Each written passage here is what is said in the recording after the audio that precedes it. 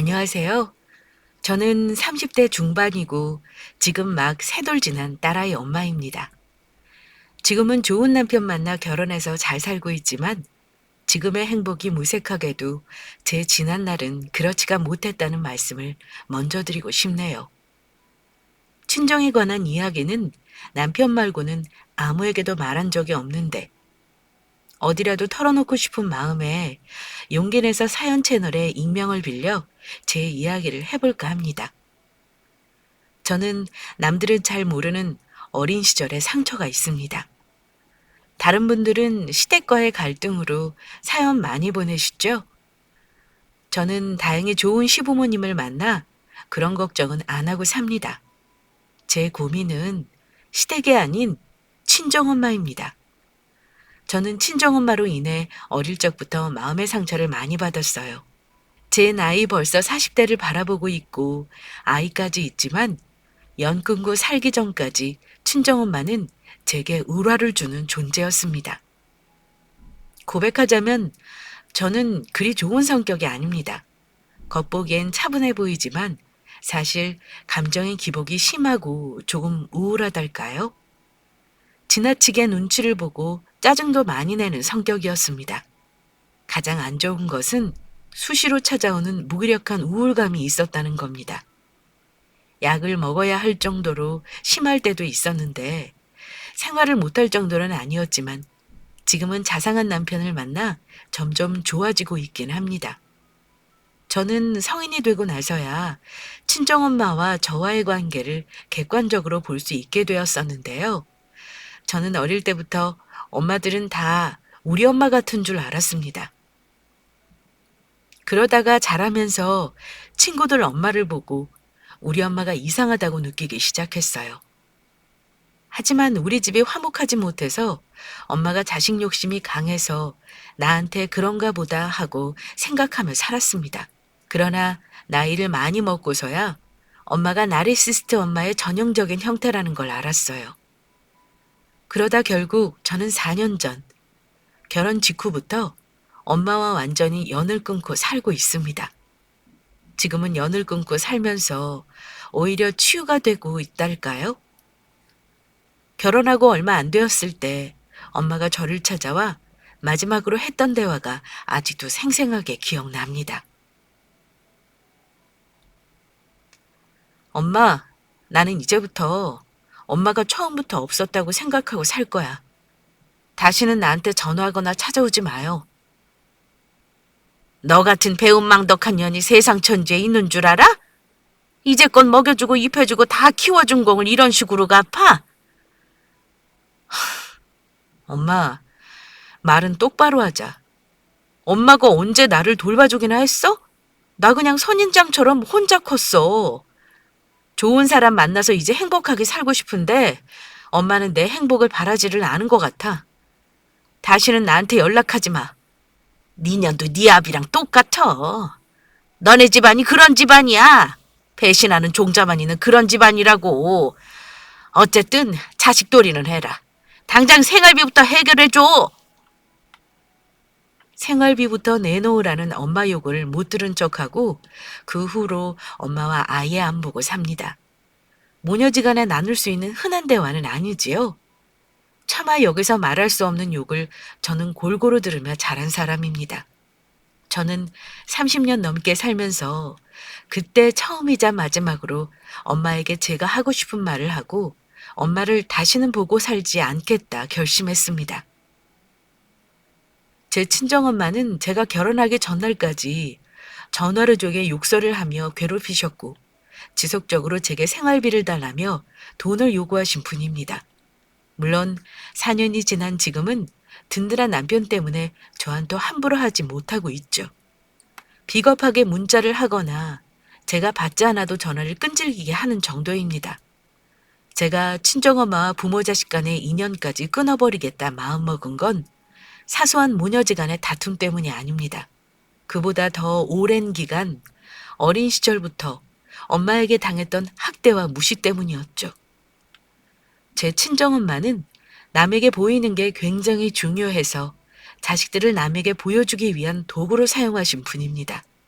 엄마 역시 가부장적인 시댁과 폭력적인 아빠 사이에서 감정 쓰레기통 노릇 많이 해왔고, 엄마는 그 화를 또 자기 자식들에게 다 푸셨던 분입니다. 제가 아주 어릴 때부터 엄마 아빠는 자주 자식들 앞에서 다투셨습니다. 엄마 아빠가 싸우고 나서 엄마는 남동생보다는 여자인 제게 화풀이를 많이 하셨습니다. 아빠는 바람도 많이 피우시는 분이었는데 부부싸움의 대부분은 그런 아빠가 원인이었어요. 제가 그 사실을 아는 이유는 엄마 때문입니다. 어린 저를 붙들고 엄마는 아빠 욕을 많이 하셨거든요. 네 아빠가 엄마 몰래 바람을 얼마나 피우는 줄 알아? 내가 다시 태어나면 절대 결혼 안 하고 혼자 편하게 살 거야. 니들 때문에 내가 네 아버지랑 갈라서지도 못하고 이러고 사는 줄 알아라. 니들은 나한테 잘해야 해. 알겠어? 어린 나이라 아빠가 엄마 아닌 다른 여자랑 잔 게 많이 잘못한 건가 싶으면서도 엄마가 많이 속상해하니까 그냥 슬펐던 것 같아요. 엄마가 이야기할 데가 없으니 나에게 의지하나 싶기도 해서 엄마를 위로했던 것 같고요. 공부도 열심히 해서 자랑스러운 딸이 되려고 노력했던 것 같습니다. 결국에는 가정이 지켜지기를 바라고 부모님께 사랑받고 싶었던 것 같아요. 그때는 어렸을 때니 몰랐지만 지금 생각하니 그게 정서적 학대였다는 걸 알게 된 거고요. 아빠는 무능하거나 돈을 버는 분은 아니셨습니다. 은행원이셨거든요. 그런데 예상치 못한 일로 욱하는 경향이 있으셨는데 저랑 남동생에도 어김없었고 그럴 땐 폭언과 폭력적인 모습을 보이곤 하셨습니다. 밥상을 엎고 물건을 부수고 때리려는 듯 손이 올라가곤 했고요. 그래서 저는 항상 아빠 위에 거슬리지 않도록 조심조심 행동하고 말할 때 단어도 가려 말하면서 언제나 아빠의 심기를 살피며 살아왔습니다. 지금 생각해보면 아빠 역시 분노 조절 장애가 있었던 것 같습니다. 힘든 결혼 생활이 엄마도 힘들고 짜증이 나셨겠죠.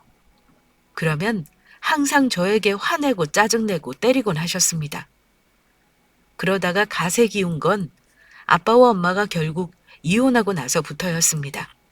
아빠는 제가 고등학교 때 엄마와 이혼하셨고 저와 남동생은 엄마와 같이 살게 되었습니다. 저는 엄마에게 늘 트로피 같은 자식이었습니다. 엄마는 남동생과 저를 은근히 차별을 하셨는데요. 저는 트로피 같은 자식이면서 조건적인 사랑을 주셨습니다. 하고 싶은 게 있어도 항상 조건이 붙었었죠. 엄마는 제가 하고 싶다는 걸 한 번도 조건 없이 들어준 적이 없으셨거든요. 제가 시험을 못 보거나 공부를 못하면 엄청난 비난을 하셨고요. 아빠와 같이 살 때는 경제적으로 문제가 없었던 것 같은데 부모님 이혼 후부터 엄마는 경제적으로 많이 힘드셨던 것 같습니다. 엄마는 아직 어리고 경제적 능력이 없는 고등학생인 저를 붙잡고 아휴, 이번 달 돈이 없는데 이놈의 이자는 어찌 내니? 이런 말을 많이 하셨습니다. 물론 엄마도 답답하고 막막하셔서 그런 거라 생각은 합니다. 저는 집안 사정이 안 좋은 걸 아니까 대학도 점수를 낮춰서 장학금 받으며 다닐 수 있는 지방 국립대 간호학과를 가게 되었고요. 고3 수험생일 때 문제집 한 권 제대로 사준 적 없는 엄마는 제가 대학생이 되자 기다렸다는 듯이 제게 돈을 구해오라는 요구를 하셨습니다. 그것도 대출을 받아서요. 수연아, 학자금 대출이 이자도 싸지? 받을 수 있을 때 받아놓는 게 이득이라 그러더라. 최대 한도로 대출 받아서 일단 엄마를 줘라. 엄마가 갚는 건 이래서 도와줄게. 엄마, 대출 많이 받으면 갚을 땐 어쩌고요. 내가 알바를 두세 개씩 할 수도 없는 건데 왜 그렇게 많이 받으라 그래요?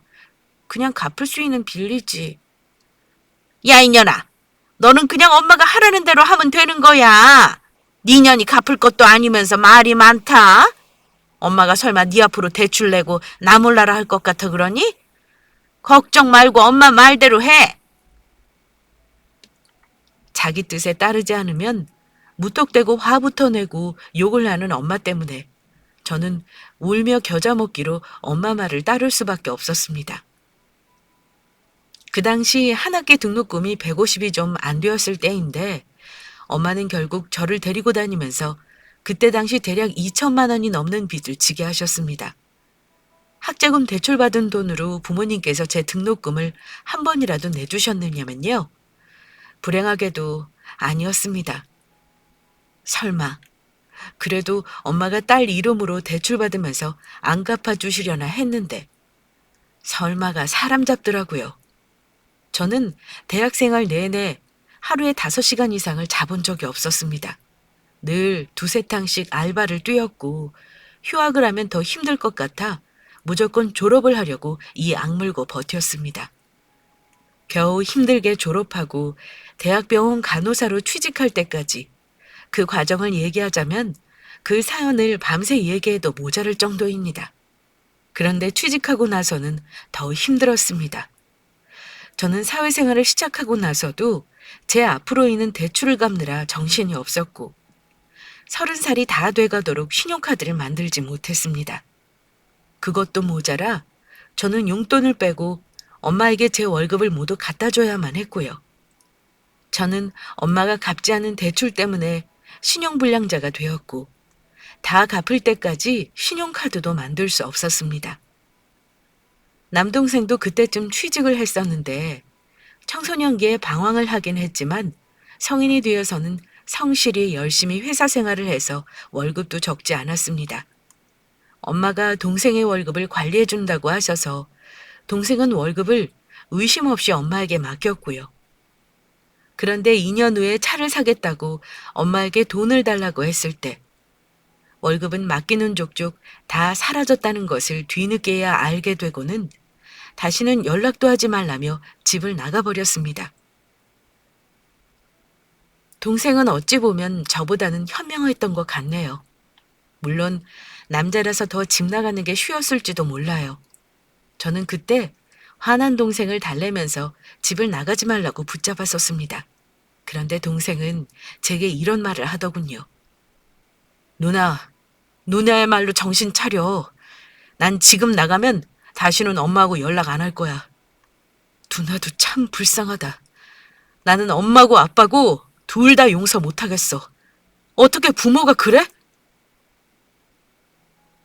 동생은 그 말을 남기고 나가서는 집에 들어오지 않았습니다. 지금도 가끔 문자를 보내는 정도로만 지내고 있고요. 아무튼 제가 한창 간호사 생활을 하며 빚을 겨우 갚고 집에 생활비를 대며 힘들던 시절 엄마와 어쩌다 한번 시내를 나간 적이 있었습니다. 예, 우리 오랜만에 백화점 한번 가볼래? 백화점? 엄마 뭐 살 거 있어요? 비싸기만 할 텐데. 그냥 구경만 하는 건데 뭐가 어떠니? 저는 엄마 손에 이끌려 백화점으로 같이 들어갔습니다. 엄마는 비싸 보이는 브랜드의 화장품 매장에 들어가서 이것저것 테스트를 해보시더니 마음에 드시는지 제게 물어보지도 않고 세트로 구입을 하시겠다며 겨우 만든 신용카드를 달라고 하셨죠. 수연아, 카드 좀 줘봐라. 3개월 할부로 끊으면 한 달에 30만 원이니 괜찮지 않니? 샘플도 많이 준다니까 그건 너 쓰면 되겠다. 그렇지? 엄마, 지금 한 달 카드값 내는 것도 힘든데 갑자기 계획도 없는 화장품을 왜 사는 거야? 그냥 구경만 한다며. 이건 아니야. 사지 마요, 엄마. 나 힘들단 말이야. 제가 놀라서 엄마를 말리니 엄마는 차가운 표정으로 백화점 점원에게 이렇게 말을 하더군요. 딸이라는 게 지 엄마가 이뻐져 보겠다고 화장품 좀 사겠다는 걸. 얘는 그 돈이 아깝나 보네요. 이렇게 무안을 주듯 남에게 말을 하셨는데 저는 엄청난 마음의 상처를 받았습니다. 그렇게 돈 걱정 없이 무턱대고 사면서 결국 카드값 갚을 걱정을 할 거면서 말이죠. 화장품 사는 걸 점원 앞에서 말렸다고 나중에 얼마나 핀잔을 들었는지 모릅니다. 너무 속상했던 저는 결국 엄마가 하자는 대로 해드리고 말았고요. 그 일뿐만이 아니라 엄마는 우리 형편에도 맞지 않게 옷 욕심이나 화장품 욕심, 보석 욕심이 참 많으신 분이어서 저를 힘들게 한 적이 한두 번이 아니었습니다. 제가 취직해서 6년간 제가 번 돈으로 오래된 빌라 1층 전세를 벗어나 엄마를 공공임대 아파트에 입주할 수 있게 해드렸고 경차도 한 대 사드렸고요. 매달 생활비며 뭐며 전부 제가 먹여 살리다시피 했습니다. 엄마는 제가 남자 만나는 걸 극도로 꺼리셨는데요. 제게 입버릇처럼 남자 조심하라는 말을 하셨습니다. 남자 잘못 만나면 인생 망치는 거 알지? 네 아빠를 보면 알 거다. 남봉꾼 같은 거 만나서 인생 망치지 말고 너는 내가 골라주는 남자 만나는 게 제일 좋아. 어디서 이상한 놈이랑 만나는 거 아니지? 남자 만날 때는 엄마한테 꼭 미리 말해야 한다. 알았어? 내가 지금 남자를 만날 처지도 아닌데 별 걱정을 다 하셔요. 엄마도 참. 너 혹시 지금 누구 만나는 건 아니지? 괜히 어디 가서 몸 함부로 굴리고 다니지 말고.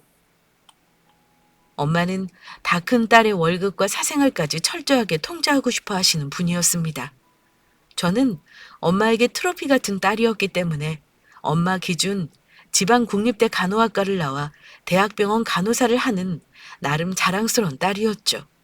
그래서 그런지 제가 남자를 데려와도 엄마 성에 어지간하면 차지 않을 거란 건 저도 짐작하고 있었습니다. 그래서 내가 언젠가 결혼을 할 수 있을까 하는 생각을 했었는데 그래도 내가 좋다고 하는 남자를 데리고 가면 허락하지 않을까 일말의 희망이 있었어요. 하지만 그때는 3교대로 돌아가는 간호사 생활이 너무 힘에 겹기도 하고 금전적으로 여유도 없어서 연애에는 전혀 관심이 없었습니다.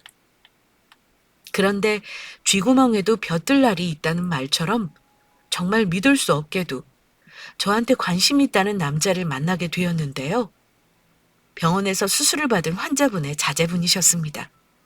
다른 간호사를 통해서 저에 대해 물어왔다는 걸 전해 들었을 때만 해도 그냥 스쳐 지나가는 관심이려니 하고 크게 마음을 두지는 않았습니다. 하지만 그 남자가 제게 적극적으로 관심을 가지고 만나자고 하면서 저에 대한 마음이 가볍지 않다는 걸 알게 되었습니다. 그때 제 나이가 31살, 그 사람은 35살이었고 결코 적은 나이가 아니었기에 만남이 조심스러웠죠. 튕기는 게 아니었고 제가 가정 형편이나 처한 상황이 객관적으로 좋지 못해서 몇 번은 퇴짜를 놨습니다. 그러면서도 제 마음 한구석에는 정말 저를 좋다는 사람을 만나서 집에서 탈출하고 싶은 마음이 있기도 했습니다. 결국은 지금의 남편 마음을 받아주고 만남을 시작했으니까요. 무엇보다 그 사람의 진심과 제가 살면서 겪어보지 못했던 다정한 마음이 마음을 열게 된 가장 큰 이유였던 것 같아요. 그 사람은 생긴 지 얼마 안 된 판교에 있는 스타트업 회사에 다니고 있다고 했고 만난 지 1년도 안 돼서 저에게 청혼했습니다. 그때까지 저는 모은 돈이 거의 없었습니다. 저는 결혼할 준비가 전혀 안 되어 있어서 청혼을 거절했습니다. 하지만 그 사람이 자기가 다 알아서 하겠다며 자기만 믿고 따라오라는 말에 저도 몇 번을 거절하다 결국 그 정성에 결혼을 약속했고 날을 잡아 엄마에게 인사를 드리기로 했습니다. 그런데 엄마는 제가 남자가 있다는 말을 하자마자 되게 엄청나게 화를 내셨습니다. 당장에 제게 한다는 소리가 엄마를 속였다느니 엄마 허락을 안 받고 사귀었다느니 하며 막말을 하셨죠.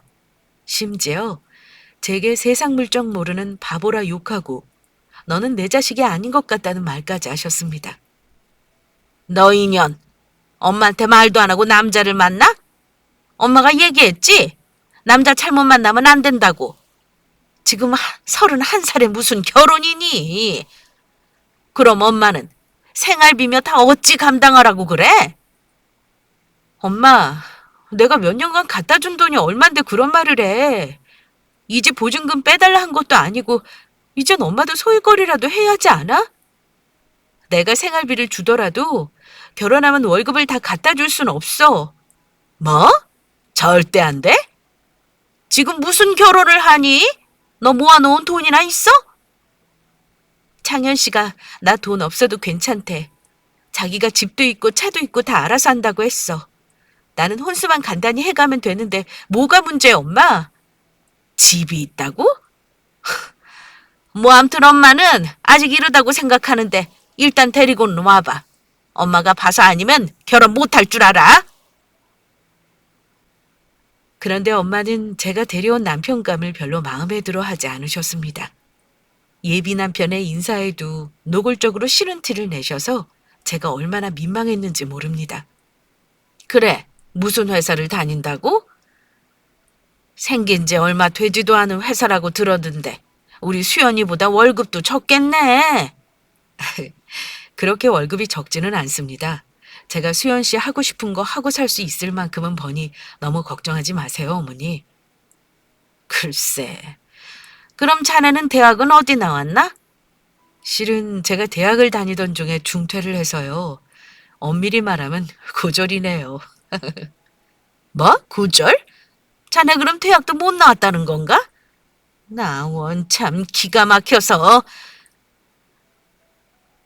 너털웃음을 짓는 예비 남편을 우리 엄마는 기가 막힌 듯 쳐다보기만 하셨고요.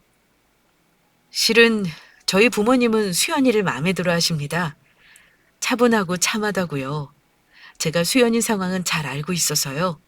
어머니만 허락하시면 올해 가기 전에 결혼하고 싶습니다. 나는 잘 모르겠네. 일단 오늘은 인사 왔으니 밥은 먹고 가게. 엄마는 고졸이라는 대답을 듣고 난 후부터는 대놓고 그 사람을 차갑게 대하셨죠. 보통 일반적인 부모라면 딸이 사윗감을 데려온다고 하면 어찌하나요? 씨암탉은 아니더라도 직접 해주신 요리로 손님 대접을 해주는 게 정상적인 부모일 텐데 저는 인사 온 예비 남편에게 짜장면에 탕수육을 대접했죠. 저는 너무 부끄러워서 결국 눈물을 보이고 말았습니다. 예비 남편이 돌아가고 나서 서운하다고 하는 제게 엄마는 폭언을 쏟아부으셨고요. 너 이 결혼 절대 허락 못해? 원 돈이나 많으면 어찌 생각해보려 했는데 돈도 없어 보이고 엄마 눈엔 그 남자 별 볼 일 없다. 남자가 키도 작고 말이야. 그러니 그 집에서도 아들 못난 줄 알고 너를 며느리로 반긴다는 거 아니니? 어? 네 월급을 이제는 그 집에서 가져가려고 탐내는 거 아니냔 말이야. 엄마, 무슨 말을 그렇게 해요? 창현 씨 그런 사람 아니야. 부모님도 좋은 분들이시고 오히려 나 이런 거 다 아시면서도 받아준 분들이라고. 엄마가 허락 안 해도 난 결혼할 거야. 그 사람하고. 그러니까 엄마도 허락해 줘요. 뭐? 네 마음대로 해봐 이년아. 넌 딱 너 같은 부모 말 거역하는 페리나 같은 애 낳아서 평생 고생하면서 살아봐야지 정신 차릴 거다. 윤회도 모르는 나쁜 년아. 엄마는 제게 쌍욕을 하는 것도 모자라 주변 사람에게 저를 엄마 말 거역하고 결혼하는 나쁜 년으로 만들기까지 했습니다. 딸보다 돈도 못 버는 사윗감을 데려왔다고 친정들이고 동네방네 소문을 내셨고요. 이런저런 일들이 더 있는데 엄마 때문에 저는 결혼 자체를 못할 것 같다는 생각이 들었습니다. 엄마가 심하게 결혼 반대를 하는 걸 예비 남편 역시 알고 있었고요. 수연아, 내가 마지막으로 장모님 찾아가서 설득해 볼게. 네가 나랑 결혼하겠다는 마음만 변함없으면 나머지는 내가 다 알아서 할 테니까 나만 믿어. 그렇게 해줄 수 있어? 훨씬 좋은 집안에 좋은 여자를 만날 수 있을 텐데도 저를 끝까지 사랑해주는 예비 남편의 모습에 저는 감동했고 평생을 함께할 수 있겠다고 결심을 굳혔죠. 그 후 예비 남편은 저희 엄마를 한 번 더 만났습니다. 하지만 엄마의 태도는 그 전보다 훨씬 완고했죠. 니들끼리 결혼하고 싶으면 마음대로 해라. 엄마는 분명히 반대했는데 네가 좋아서 하는 거니까 대신 나한테 혼수 보태달라느니 그런 건 꿈도 꾸지 마. 엄마, 정말 너무하네요. 엄마는 내가 엄마한테 혼수 보태달라 그럴까 봐 무서운 거예요? 내가 너를 먹여주고 길러주고 공부까지 다 시켜줬는데 고작 몇 년 돈 번 거 엄마 갖다 줘놓고서는 날름 결혼한다고?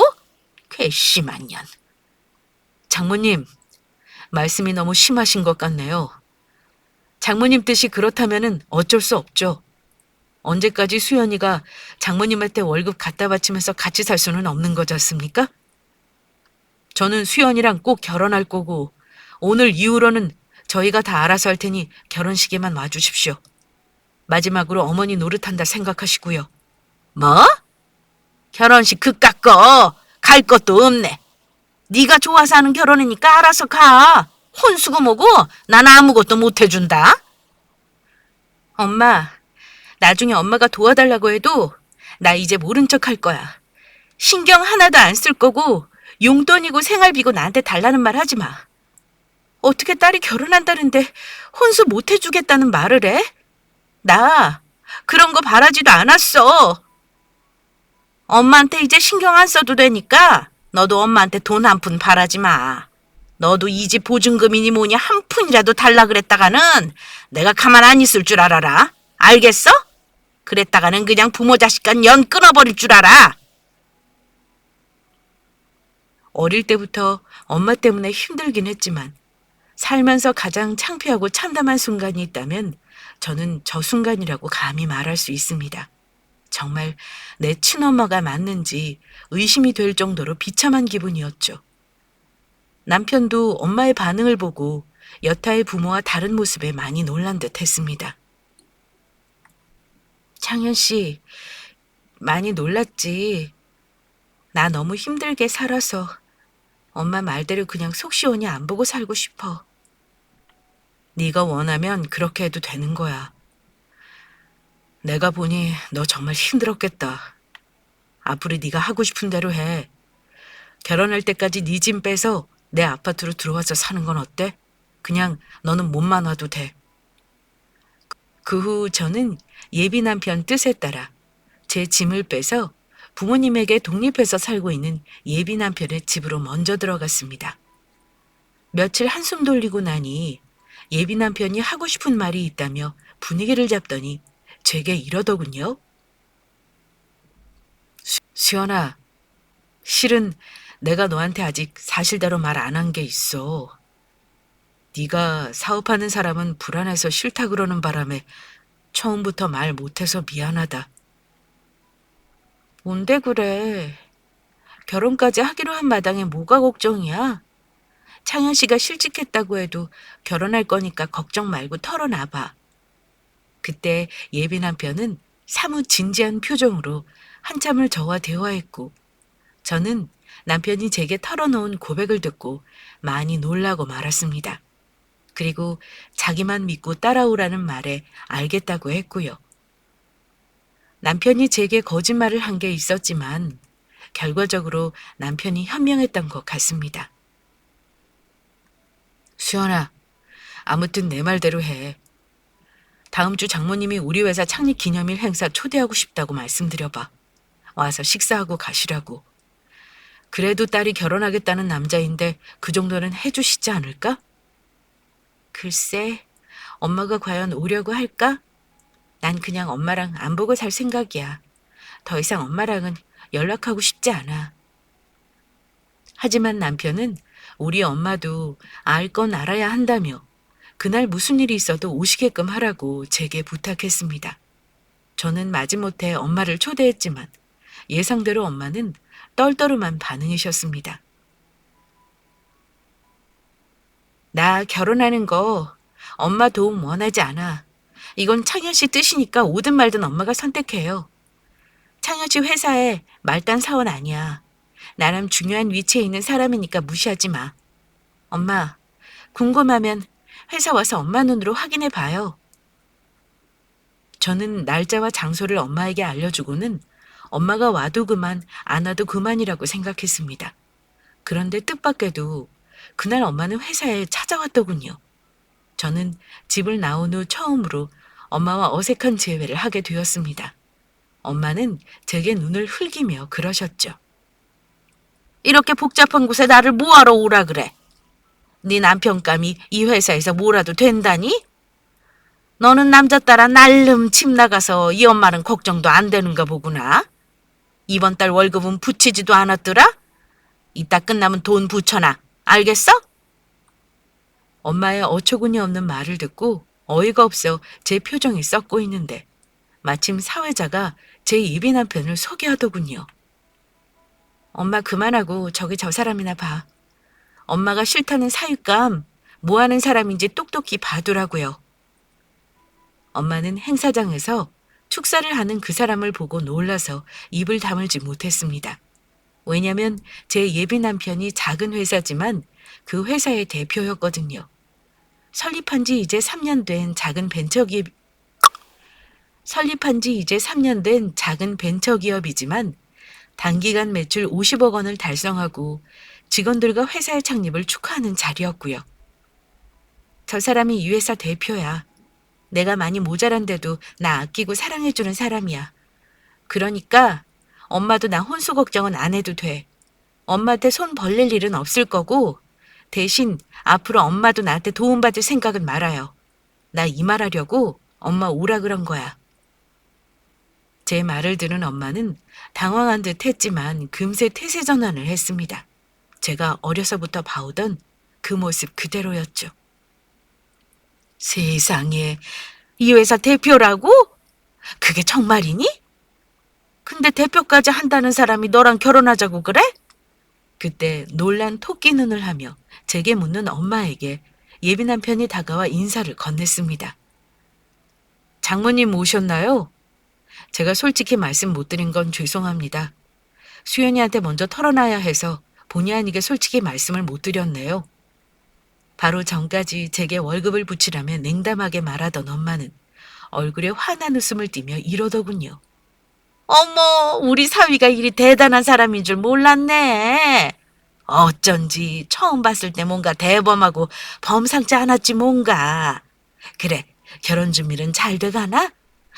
이럴 때가 아니라 우리 어디 가서 얘기를 좀 해야 하지 않나? 글쎄요. 죄송합니다만 저는 더 이상 드릴 말씀이 없습니다.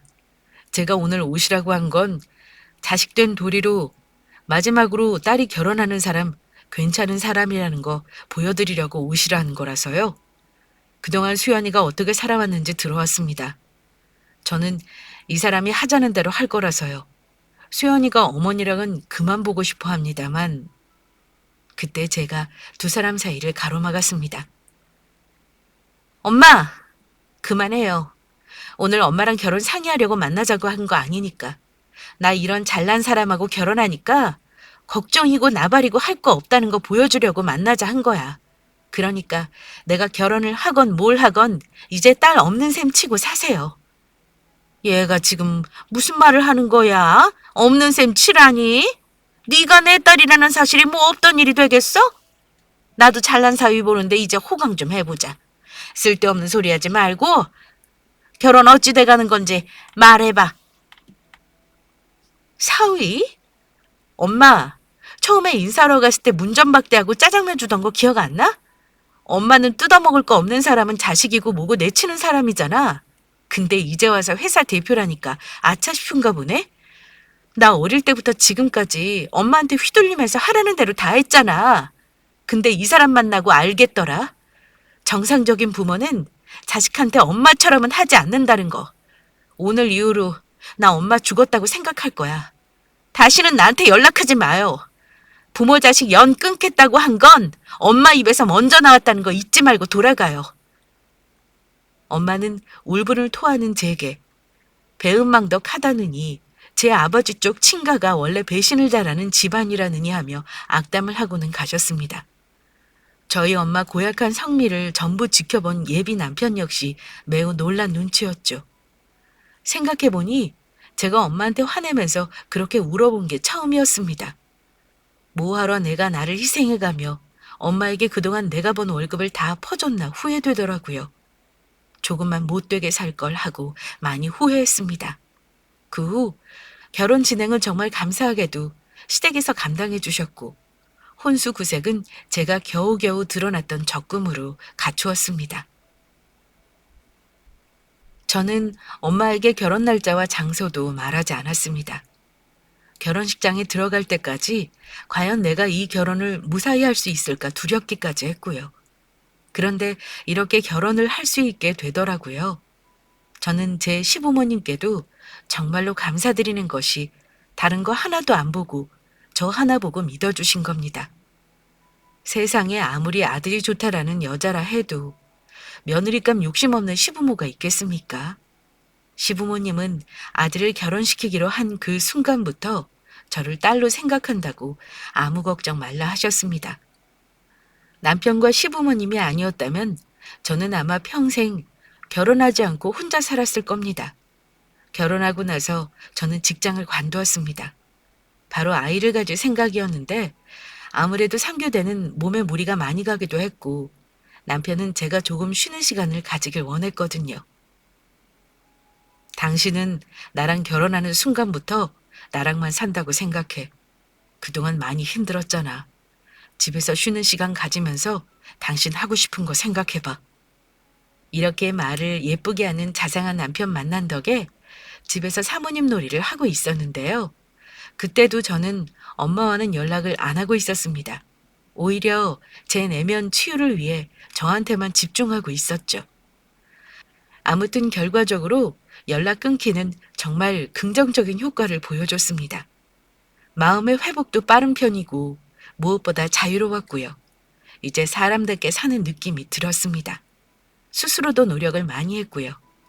친정에서의 30년, 저는 어떻게 그런 부모 밑에서 괜찮은 듯 웃고 살 수 있었을까요? 지금 생각해보면 모든 상황을 감내하며 살았던 그때의 제가 너무나 안쓰럽고 딱합니다. 그러다 결혼하고 나서 몇 달 안 되었을 때였는데요. 그동안 연락이 없던 엄마가 어찌 알았는지 제 신혼집에까지 찾아왔더라고요. 저는 그때 엄마를 보고 확실히 알았습니다. 낳아줬다고 해서 다 부모 자격이 있는 건 아니라는 걸요. 엄마는 제게 사과를 하러 온 게 아니었습니다. 수연아, 너 정말 이대로 살 거니? 엄마 모른 척 할 거냔 말이야. 자식이라는 것들이 둘 다 엄마를 나 몰라라 하고 부모한테 이럴 수는 없는 거다. 네가 안 보고 살더라도 할 도리는 하라는 거야. 이번 달부터 당장 생활비는 줘야 하는 거잖아. 너는 이렇게 엄마 아예 안 보고 살 거 아니잖니. 어릴 때부터 엄마 말 잘 듣고 착한 애라 엄마 덕에 이렇게 시집도 잘 가고 한 거 모르겠어? 엄마, 제발 그런 말로 나 세뇌하지 마요. 개소리 집어치우고 다시는 나 찾아오지 말라고요. 엄마는 내가 왜 엄마 때문에 힘들었는지 아직도 아무것도 모르잖아. 아마 평생 모르겠지. 나는 이미 엄마 가족이라고 생각 안 해. 그나마 살고 있는 집 있는 건 다행 아니야? 엄마 계속 이런 식으로 괴롭히면 엄마 집 보증금까지 내가 다 가져와 버릴 거니까 그 7천만 원 지키고 싶으면 제발 돌아가요. 끝까지 저를 찾아와 생활비를 요구하고 빌부터 살려는 엄마가 그냥 혐오스러웠습니다. 저에게 준 상처는 인지조차 못하시고 오히려 저에게 효도를 바라시더군요. 예전 그대로의 모습으로 자꾸 저의 행복에 무임승차하려는 게 너무 힘들었습니다. 엄마에게 복수하려는 마음이라기보다는 이제 엄마 때문에 그만 힘들고 싶은 마음에 저는 엄마를 손절하기로 한 결심을 다시금 다잡았습니다. 결국 엄마는 저와 신랑이 끝에 늘 하던 대로 입에 담을 수 없는 욕설을 하고 돌아갔습니다. 그리고 그 후로도 사실은 지금까지도 가끔 전화를 하거나 문자로 돈을 달라고 본인이 다 죽어간다는 말을 하며 제게 죄책감이 들게 교묘히 제 마음을 조종하고 있습니다. 하지만 여전히 저는 엄마에게 연락하지 않고 살고 있고요. 앞으로도 그럴 생각입니다. 그렇게 결심을 했음에도 가끔 이유 모를 죄책감에 시달리곤 했는데 인격적으로 부모답지 않은 부모는 용서하지 않아도 이해하지 않아도 된다는 남편의 말을 듣고 많이 나아졌습니다. 지금은 제 아이를 낳아 키우고 있고 결혼한 지 벌써 4년째가 되어갑니다. 저는 내 아이를 키우면 저한테 심하게 했던 엄마의 마음을 조금은 이해할 수 있지 않을까 생각했습니다. 그런데 정말 이상하게도 내 아이가 커가면 커갈수록 자꾸 부모님, 특히 엄마가 제게 하셨던 행동들과 상처들이 많이 생각납니다. 여보, 나는 우리 아이한테는 절대 엄마처럼 안 할 거야. 내가 보고 자란 게 우리 엄마라서 혹시 우리 딸한테 그런 엄마가 될까봐 가끔 너무 무서워. 엄마는 대체 나한테 왜 그런 걸까? 옛날에는 먹고 살기 힘드니 그런 거 아닐까? 우리 세대 부모는 그냥 남들 결혼하고 애 낳고 사니 그렇게 살아야 하나 보다 한 거고, 본인도 어른이 안 된 상태에서 부모가 된 거지 뭐. 먹여주고 재워주는 것만이 부모는 아닌데 말이야. 우리는 딸내미한테 그런 부모가 안 되면 되지.